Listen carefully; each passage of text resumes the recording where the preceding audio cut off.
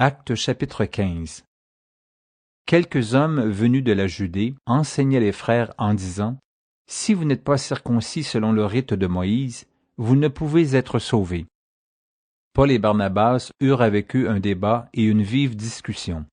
Et les frères décidèrent que Paul et Barnabas et quelques-uns des leurs monteraient à Jérusalem vers les apôtres et les anciens pour traiter cette question. Après avoir été accompagnés par l'Église, ils poursuivirent leur route à travers la Phénicie et la Samarie, racontant la conversion des païens, et ils causèrent une grande joie à tous les frères. Arrivés à Jérusalem, ils furent reçus par l'Église, les apôtres et les anciens, et ils racontèrent tout ce que Dieu avait fait avec eux. Alors quelques-uns du parti des pharisiens, qui avaient cru, se levèrent en disant qu'il fallait circoncire les païens et exiger l'observation de la loi de Moïse. Les apôtres et les anciens se réunirent pour examiner cette affaire.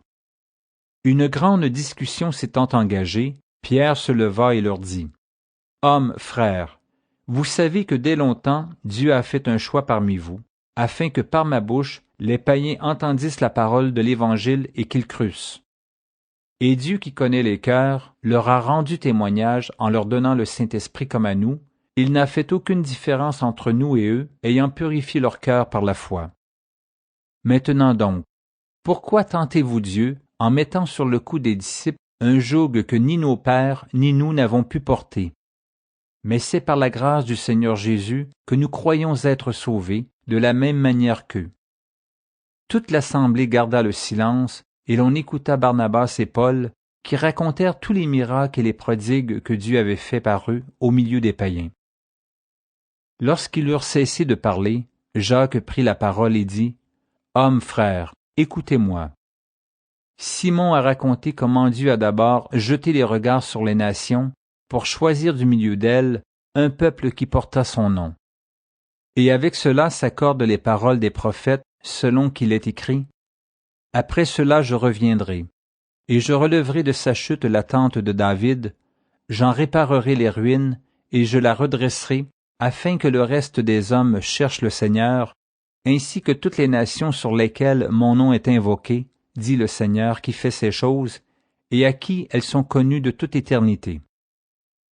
C'est pourquoi je suis d'avis qu'on ne crée pas des difficultés à ceux des païens qui se convertissent à Dieu, mais qu'on leur écrive de s'abstenir des souillures des idoles, de l'impudicité, des animaux étouffés et du sang. Car depuis bien des générations, Moïse a dans chaque ville des gens qui le prêchent, puisqu'on le lit tous les jours de sabbat dans les synagogues. » Alors il parut bon aux apôtres et aux anciens, et à toute l'Église, de choisir parmi eux et d'envoyer à Antioche, avec Paul et Barnabas, Jude appelé Barnabas et Silas, hommes considérés entre les frères. Ils les chargèrent d'une lettre ainsi conçue : « Les apôtres, les anciens et les frères, aux frères d'entre les païens, qui sont à Antioche, en Syrie et en Cilicie, salut. Ayant appris que quelques hommes partis de chez nous, et auxquels nous n'avions donné aucun ordre, vous ont troublés par leurs discours et ont ébranlé vos âmes, nous avons jugé à propos, après nous être réunis tous ensemble, de choisir des délégués et de vous les envoyer avec nos bien-aimés Barnabas et Paul, ces hommes qui ont exposé leur vie pour le nom de notre Seigneur Jésus-Christ. Nous avons donc envoyé Jude et Silas, qui vous annonceront de leur bouche les mêmes choses. Car il a paru bon au Saint-Esprit et à nous de ne vous imposer d'autre charge que ce qui est nécessaire, savoir, de vous abstenir des viandes sacrifiées aux idoles, du sang, des animaux étouffés et de l'impudicité, choses contre lesquelles vous vous trouverez bien de vous tenir en garde. Adieu. » Eux donc, ayant pris congé de l'Église, allèrent à Antioche, où ils remirent la lettre à la multitude assemblée.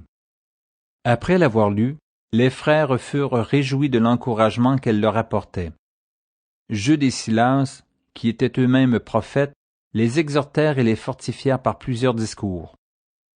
Au bout de quelque temps, les frères les laissèrent en paix retourner vers ceux qui les avaient envoyés.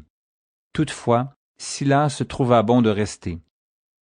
Paul et Barnabas demeurèrent à Antioche, enseignant et annonçant avec plusieurs autres la bonne nouvelle de la parole du Seigneur. Quelques jours s'écoulèrent, après lesquels Paul dit à Barnabas, « Retournons visiter les frères dans toutes les villes où nous avons annoncé la parole du Seigneur, pour voir en quel état ils sont. » Barnabas voulait amener aussi Jean, surnommé Marc, mais Paul jugea plus convenable de ne pas prendre avec eux celui qui les avait quittés depuis la Pamphylie et qui ne les avait point accompagnés dans leurs œuvres. Ce dissentiment fut assez vif pour être cause qu'ils se séparèrent l'un de l'autre. Et Barnabas, prenant Marc avec lui, s'embarqua pour l'île de Chypre.